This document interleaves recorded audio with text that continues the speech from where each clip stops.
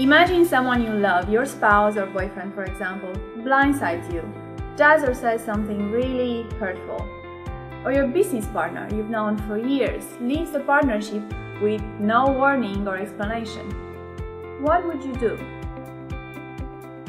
Hey, I'm Diana. Something like this did happen to me, and judging by the look on my face, you can tell how I felt.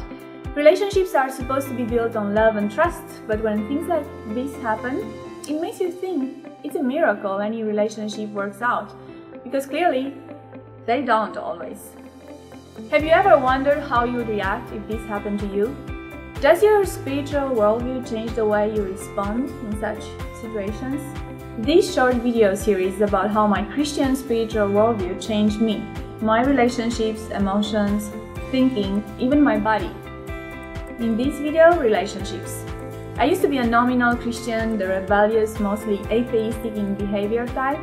I deeply disliked religious rules imposed with no explanation, one of the things that distanced me from faith and church in the past.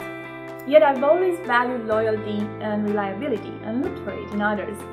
So whenever I would see evidence of dishonesty or cowardice in someone, I would find it hard to forgive.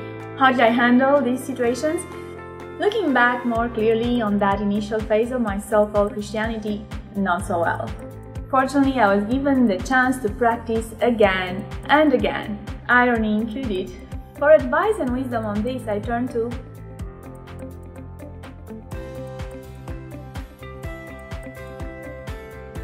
the Christian teachings on this may be simple, yet far from easy. Forgive and speak the truth in love. So how do we truly forgive others? How can we be sure?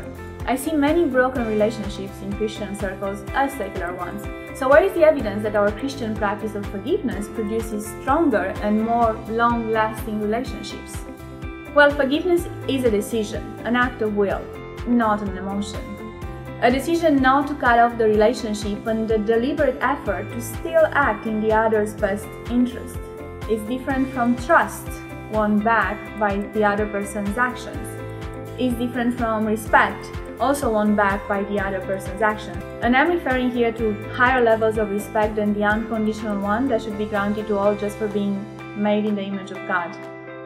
It's different than affection. It doesn't matter whether we like that person or not. Again, it's not a feeling or emotion. It took me a long time to understand all that. Because of all the above, it is one of the most powerful forms of love.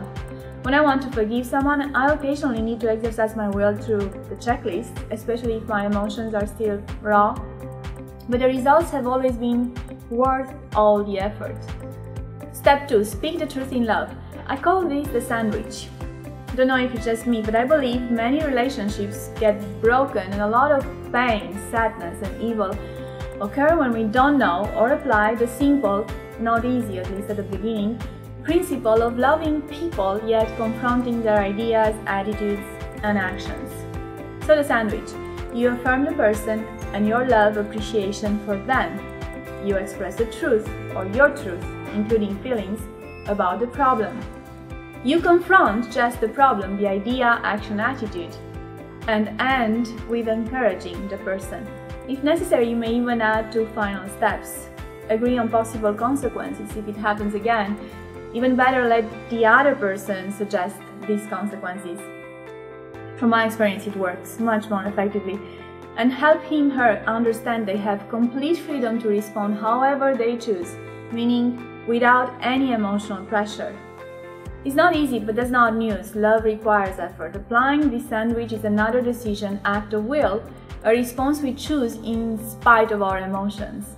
Again, we are talking about agape love, which will always be needed to maintain, revive and grow each of the other 3 types of loves: phileo, eros and storge. Part 2 of this topic, agape bonds, talks about why the sandwich works wonders, and part 3, why this whole effort is worthy of our attention. So this is not the type of sandwich that gives us instant pleasure, but with lots of practice, you may even be able to catch with Princess Anna and Hans. Till we talk again, let's celebrate those ideas that change us for the better. Knowledge has no end, I believe, and it's a great privilege to learn from each other. Thanks for watching.